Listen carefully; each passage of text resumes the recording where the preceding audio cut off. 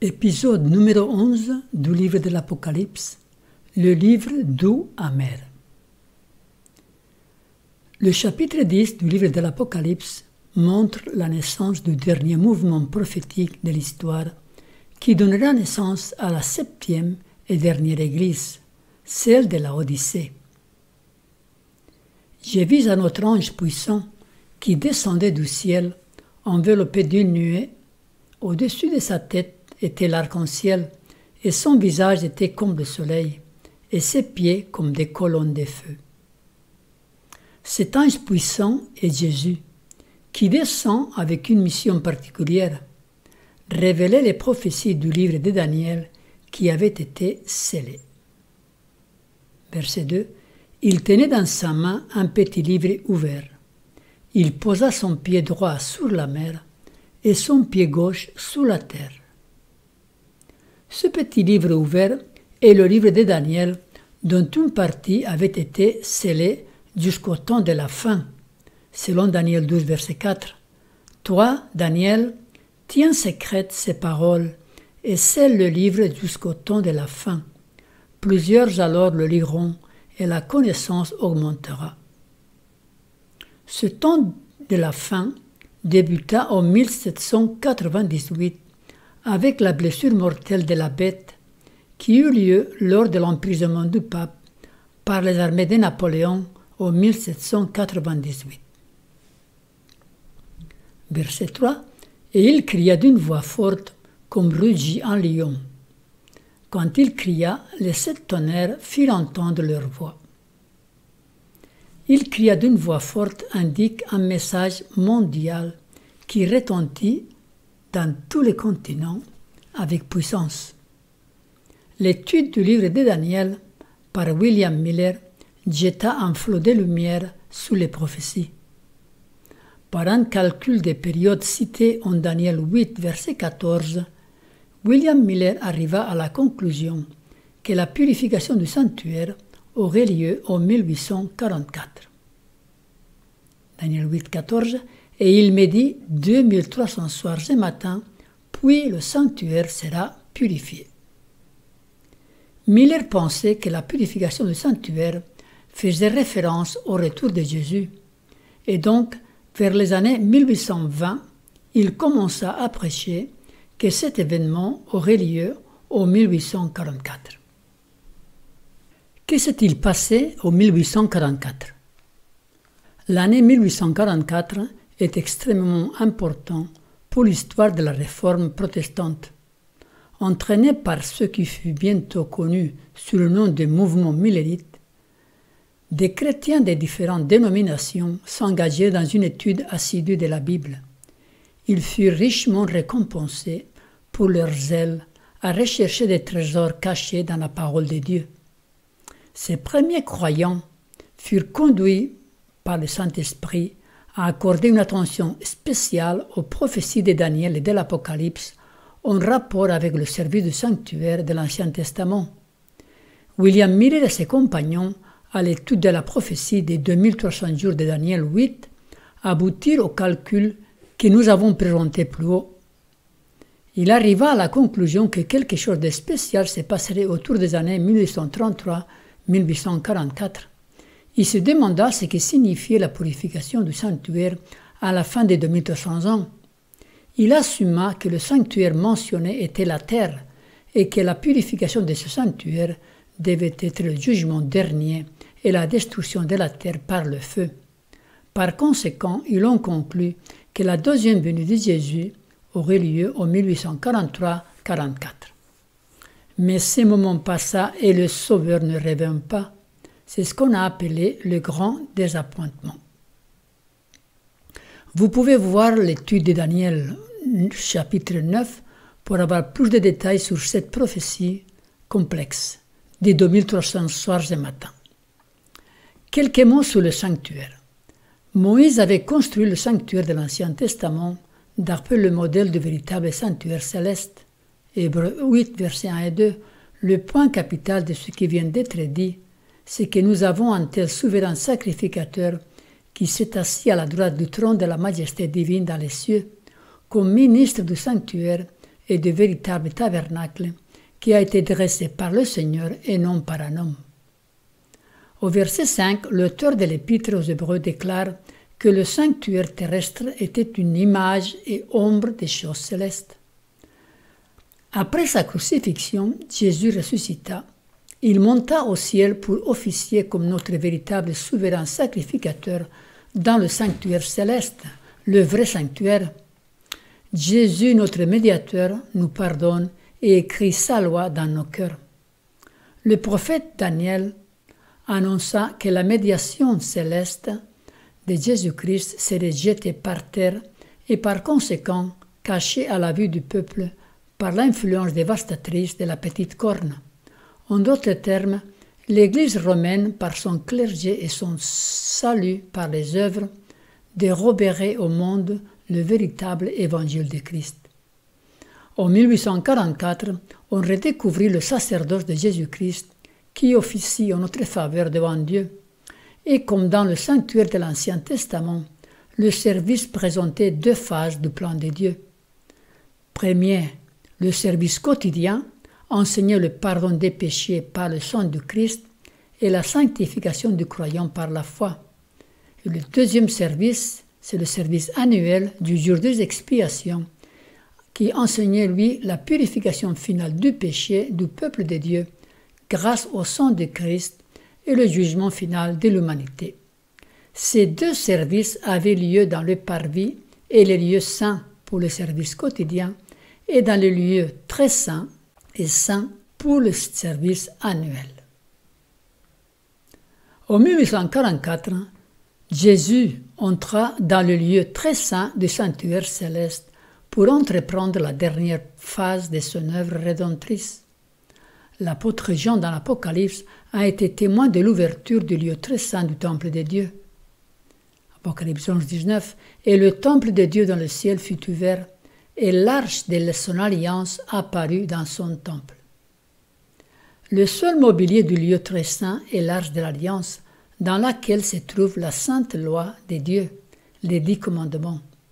Ce déplacement de Jésus dans le ciel a permis aux croyants de concentrer leur attention sur le lieu très saint, sous la loi de Dieu pour la remettre à sa place, et non l'abolir comme le veut la croyance populaire. D'ailleurs, le peuple de Dieu de la fin est décrit comme ceux qui gardent les commandements de Dieu et qui ont le témoignage de Jésus. Le 4e commandement attira particulièrement l'attention de ces croyants. Le repos du sabbat du 7e jour, alors que le monde chrétien dans sa majorité avait suivi l'exemple de l'Église romaine en le remplaçant par le dimanche. Les croyants millérites et adventistes plus tard, comme il faut l'appeler, conclurent que l'observation du dimanche était anti-biblique et ils rétablirent l'observation du 7e jour, le sabbat. Ils furent bientôt connus sous le nom des adventistes du 7e jour, ceux qui attendent le retour de Jésus, le Advent, et qui observent le 7e jour, ou sabbat. Daniel 8, 14, et il me dit 2300 soirs et matins, puis le sanctuaire sera purifié. L'apparition du mouvement adventiste qui restaura la vérité de la médiation de Christ dans le sanctuaire céleste et qui proclama au monde les commandements de Dieu et le témoignage de Jésus constitue l'accomplissement de la prophétie de Daniel. Poursuivons maintenant avec le chapitre 10, verset 4.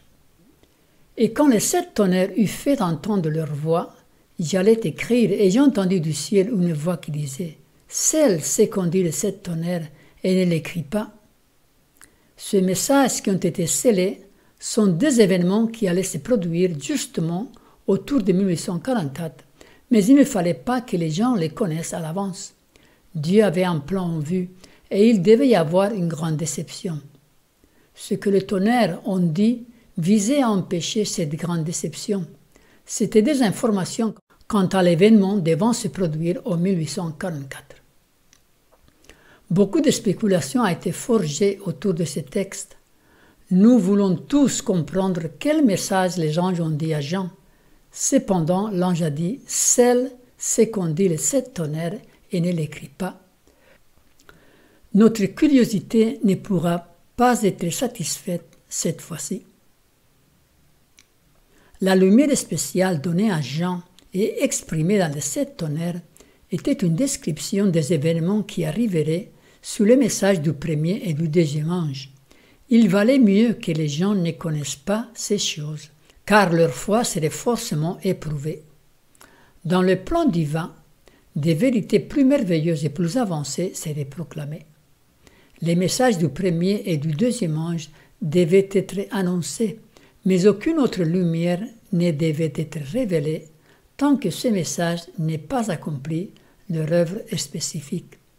Ceci est représenté par l'ange qui se tient debout avec un pied sur la mer, proclamant de la manière la plus solennelle qu'il n'y aurait plus de temps.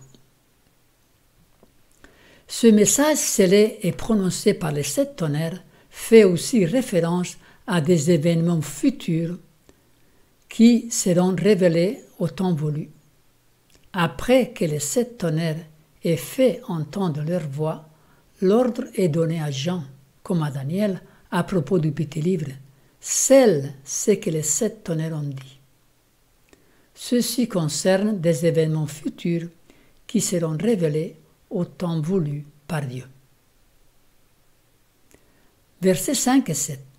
Et l'ange que je voyais debout sur la mer et sur la terre leva sa main droite vers le ciel et jura par celui qui vit au siècle des siècles, qui a créé le ciel et les choses qui y sont, la terre et les choses qui y sont, et la mer et les choses qui y sont, qu'il n'y aura plus de temps, mais qu'au jour de la voix du 7e ange, quand il sonnerait de la trompette, le mystère de Dieu s'accomplirait, comme il l'a annoncé à ses serviteurs, les prophètes.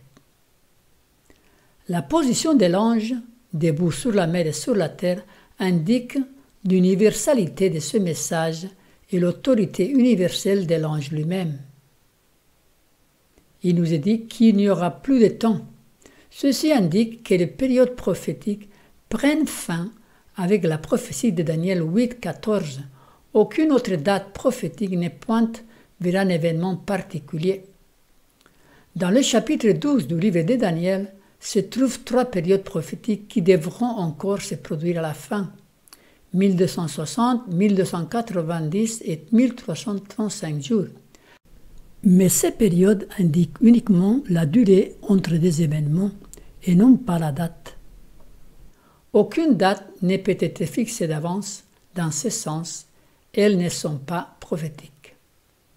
Il nous est dit qu'au jour de la voix du 7e ange, ce sera lors de la 7e trompette que le mystère de Dieu s'accomplirait, c'est-à-dire le plan de la rédemption atteindra son climax avec la délivrance des saints, la résurrection des justes et le retour de Jésus qui auront lieu justement lors de la 7e trompette, à la voix du 7e ange.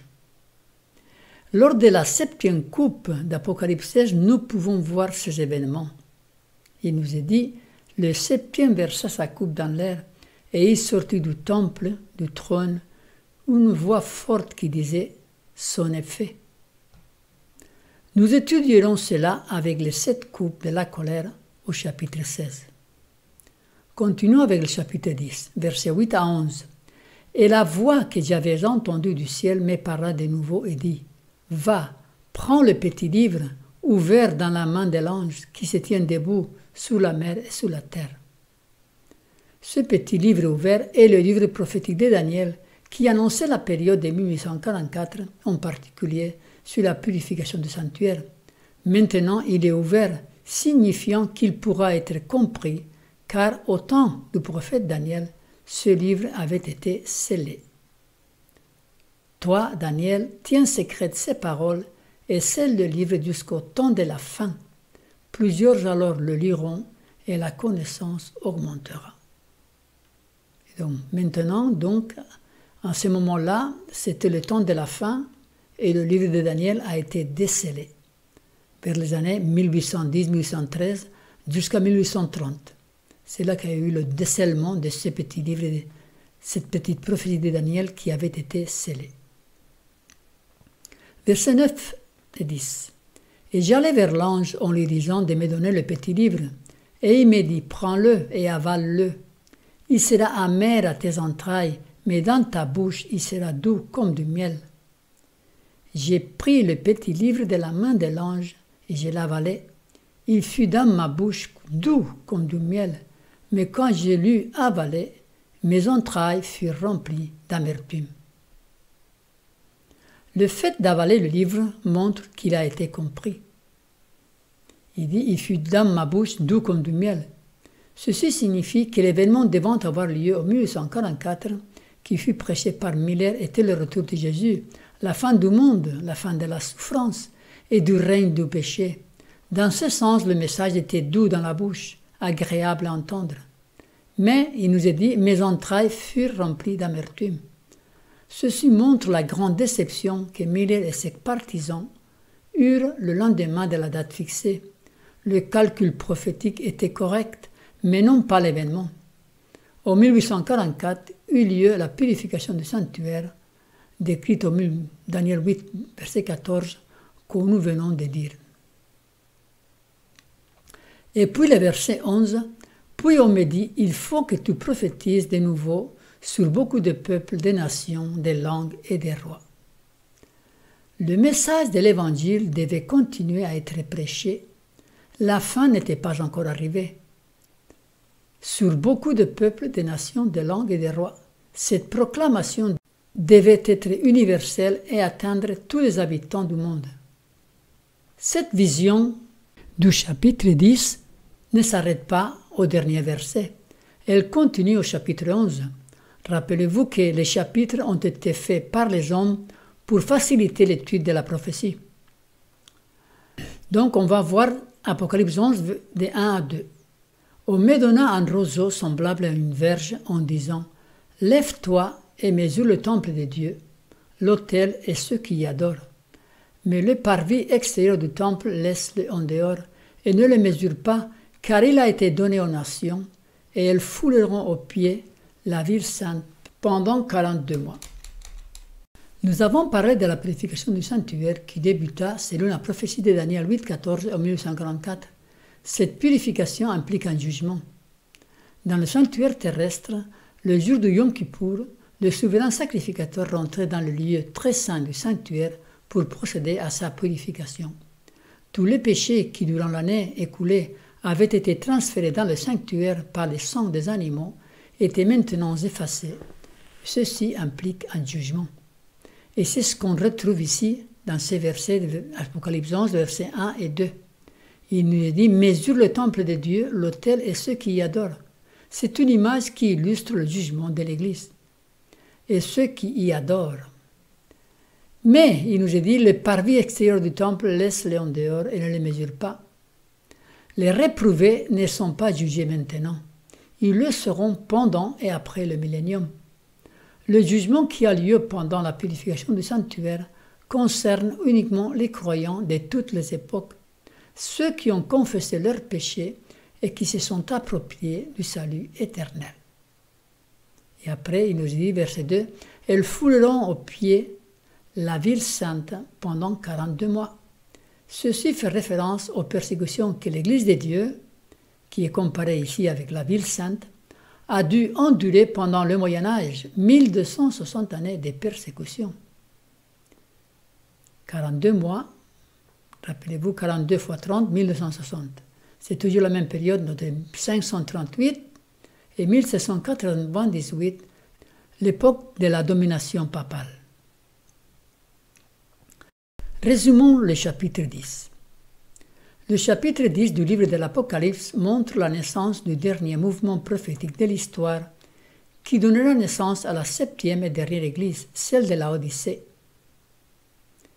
Le petit livre ouvert est le livre de Daniel dont une partie avait été scellée jusqu'au temps de la fin. Ce que les tonnerres ont dit visait à empêcher la grande déception. C'était des informations quant à l'événement devant se produire en 1844. Le livre était doux à la bouche, car le message annoncé était celui du retour de Jésus. Il fut amer dans les entrailles, car il produisit une grande déception. Le calcul prophétique des millénaires était correct, mais non pas l'événement. En 1844 eut lieu la purification du sanctuaire décrite en Daniel 8, verset 14. La proclamation de l'Évangile devait être universelle et atteindre tous les habitants du monde.